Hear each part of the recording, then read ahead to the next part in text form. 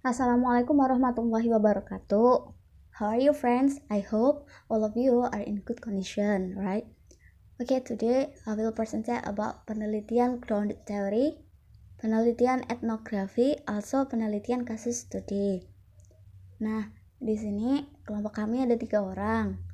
3 orang yaitu saya Yenil Diarifa, kedua Roihatul Miskia, ketiga Ridho Ashari.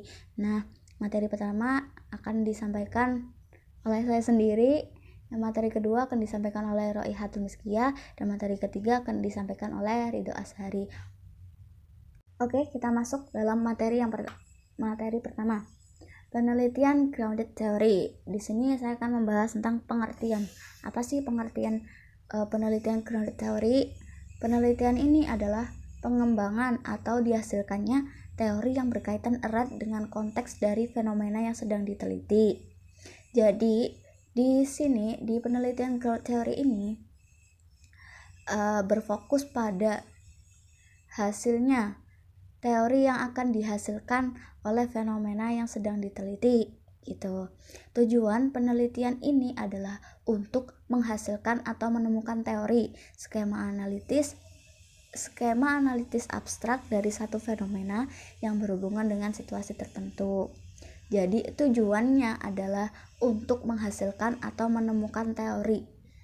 Dan teori di sini adalah teori baru yang mana orang belum mengetahui teori ini. Jadi tujuan penelitian ini adalah benar-benar untuk menemukan teori dalam suatu fenomena apa yang benar-benar pengen diteliti. Ya, proses analisis penelitian grounded theory. Dalam proses ini terdapat tiga proses. 1. Dalam pengodean terbuka, 2. Dalam pengodean aksial, 3. Dalam pengodean selektif. Nah, yang pertama, dalam pengodean terbuka, peneliti ini membentuk kategori-kategori informasi awal tentang fenomena yang sedang diteliti dengan membagi-bagi informasi. Nah, di sini itu peneliti itu menuju tempat lokasi di mana mereka akan meneliti. Di situ mereka akan mencari apa sih yang akan diteliti di situ. Seperti mencari siapa yang akan diwawancarai dan apa yang akan diteliti, mereka akan mencari di situ. Terus dalam pengodean aksial. Nah, dalam pengodean aksial ini peneliti memasang data-data baru dalam cara-cara baru setelah pengodean terbuka. Nah, jadi di penelitian aksial ini mereka menggunakan seperti stigma pengodean atau diagram logika, di mana peneliti mengidentifikasikan fenomena sentral, yaitu kategori sentral tentang fenomena, mengeksplorasi kondisi-kondisi penyebab atau kondisi di mana yang mempengaruhi fenomena. Terus di sini juga ada strategi khusus yang digunakan dalam proses pengodean aksial ini.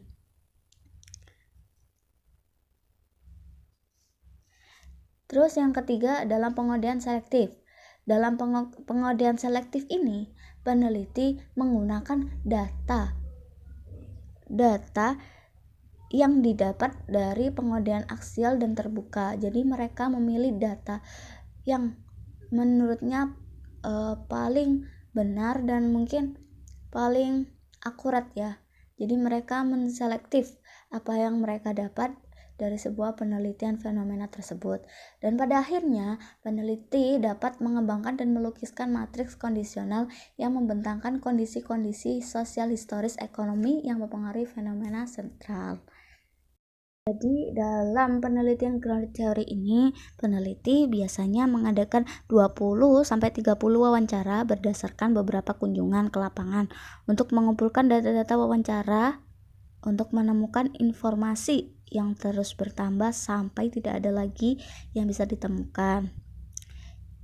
Tetapi peneliti juga memilih seseorang yang bisa diwawancara secara selektif. Mereka tidak asal mewawancarai seseorang yang berada di lingkungan situasi fenomena tersebut. Assalamualaikum warahmatullahi wabarakatuh. Saya Roihatul Miskia akan melanjutkan presentasi tentang penelitian etnografi. Penelitian etnografi adalah deskripsi atau interpretasi dari satu grup budaya atau sosial atau sistem. Penelitian maksudnya peneliti akan meneliti pola tingkah laku, kebiasaan-kebiasaan, dan cara hidup kelompok yang sedang diamati. Baik sebagai proses dan hasil penelitian, etnografi adalah produk penelitian yang bisa ditemui di tulisan sepanjang buku.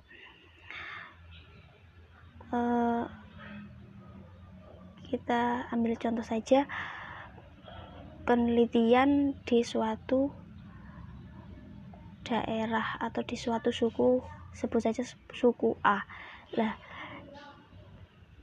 Penelitian etnografi ini untuk meneliti sebuah suku A tersebut, hal yang diteliti terdiri dari mencari apa yang orang-orang lakukan di sana atau perilaku yang sedang mereka lakukan. Yang kedua yaitu apa yang mereka katakan atau bahasa yang biasa digunakan mereka di kehidupannya sehari-hari, dan beberapa ketegangan di antara apa yang benar-benar mereka lakukan dan yang seharusnya mereka lakukan, serta apa yang mereka buat dan gunakan atau artifak. Jadi para etnografer atau peneliti ini akan mengumpulkan artifak-artifak dan bukti jejak fisik. Contohnya yaitu menemukan kisah-kisah yang pernah terjadi di suatu daerah atau suku tersebut. Lalu ritual-ritual apa saja yang mereka percayai dan mitos-mitos, dan mengungkapkan tema-tema budaya. Di tema-tema budaya ini budaya apa saja yang mereka lakukan di sana. Lalu seorang peneliti juga akan membenamkan diri dalam kehidupan sehari-hari orang-orang yang berada di sana. Jadi pengamatan kelompok tersebut juga dilakukan langsung oleh peneliti, di mana peneliti tersebut akan terjun langsung ke daerah tersebut untuk mengamati kehidupan mereka. Para peneliti akan meneliti makna-makna perilaku, bahasa, dan interaksi kelompok yang berbagi budaya. Selanjutnya, bagaimana struktur dan fungsi penelitian ini? Struktur dan fungsi penelitian ini, yang pertama yaitu struktur, merujuk pada struktur sosial dan susunan kelompok seperti struktur kekeluargaan dan politik dari kelompok sosial budaya. Seorang peneliti akan meneliti struktur kekeluargaan di daerah tersebut seperti apa, dan struktur politik mereka itu juga seperti apa. Lalu fungsi penelitian etnografi. Fungsi penelitian etnografi ini merujuk pada pola-pola hubungan sosial di antara para anggota kelompok yang membantu mengatur perilaku. Selanjutnya yaitu mengapa penelitian etnografi ini perlu untuk digunakan.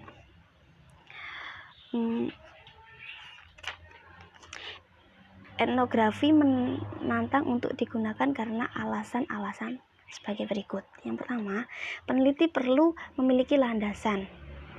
Jadi, landasan ini dalam bentuk antropologi budaya dan makna dari sistem sosio-budaya serta konsep-konsep yang biasa dieksplorasi para etnografer. Yang kedua yaitu waktu untuk mengumpulkan data ekstensif, termasuk waktu yang berkepanjangan di lapangan. Yang ketiga yaitu dalam banyak etnografi, naratif ditulis dengan gaya sastra. Ini hampir seperti pendekatan bercerita. Yang keempat yaitu ada kemungkinan penelitian akan menjadi seperti orang pribumi. Maksudnya ini seorang peneliti tadi sudah saya jelaskan sebelumnya, yaitu akan membenamkan diri atau masuk ke dalam suatu daerah tersebut untuk mengetahui kehidupan di dalamnya. Jadi seorang peneliti ini juga bisa menjadi seperti orang pribumi atau orang-orang yang berada di sana. Seperti itu. Oke, terima kasih. Baiklah, saya akan melanjutkan untuk materi yang berikutnya, yaitu tentang penelitian studi kasus. Nah, penelitian studi kasus adalah eksplorasi dari sistem terikat atau sebuah kasus atau banyak kasus dari waktu ke waktu melalui pengumpulan data mendalam dan mendetail yang melibatkan sumber-sumber informasi yang banyak dan konteks yang kaya. Nah, di penelitian studi kasus ini seorang peneliti itu harus benar-benar mengumpulkan data yang sangat mendalam dan mendetail. Nah, datanya itu harus harus akurat dan real seperti itu ya. Tidak boleh ada settingan-settingan atau tambahan-tambahan tersendiri. Maka dari itu di sini itu bahwasanya ada melibatkan sumber-sumber informasi yang banyak dan dengan konteks yang kaya. Nah, untuk mendapatkan informasi atau data-data yang aktual dari suatu kasus yang kita teliti, yaitu bisa dengan informasi dari pengamatan seperti itu ya, dari pengamatan, wawancara, atau dari audiovisual dan dokumen-dokumen. Nah, jadi untuk melakukan penelitian studi kasus ini tidak sembarangan seperti itu. Nanti datanya harus benar-benar real dan asli. Nah, mungkin seperti itu teman-teman. Itu beberapa tantangan yang melekat dalam pengembangan studi kasus kualitatif adalah sebagai berikut. Nah, yang pertama ini adalah peneliti harus mengidentifikasi kasusnya. Jadi kasusnya itu harus benar-benar diidentifikasi lagi sebelum melakukan penelitian. Jadi seperti itu. Untuk yang kedua, penelitian harus mempertimbangkan apakah meneliti satu kasus tunggal atau banyak kasus sekaligus. Nah, ini juga sangat perlu dipertimbangkan. Nah, jadi harus dipertimbangkan lebih matang lagi, karena kalau semakin banyak kasus yang dipakai dalam penelitian perseorangan, semakin besar kekurangannya kedalaman pada setiap kasus tunggalnya. Nah, jadi kalau kasus tunggal atau banyak kasus itu dikerjakan sekaligus, maka nanti salah satunya itu akan mengalami kekurangan dalam pendalamannya. Nah, yang ketiga, memilih kasus yang mengisyaratkan peneliti untuk membangun alasan bagi strategi purposeful samplingnya untuk menyelesaikan kasus dan untuk mengumpulkan informasi tentang kasus. Nah, yang keempat, memiliki informasi yang cukup. Jadi dalam pengembangan penelitian ini harus mempunyai informasi yang cukup. Nah, terlebih-lebih informasinya itu lebih dari cukup. Nah, itu. Yang kelima, menentukan batasan-batasan.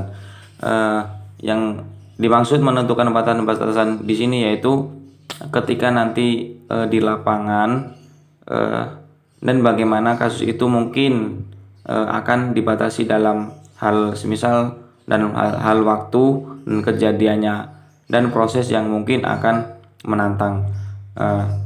Jadi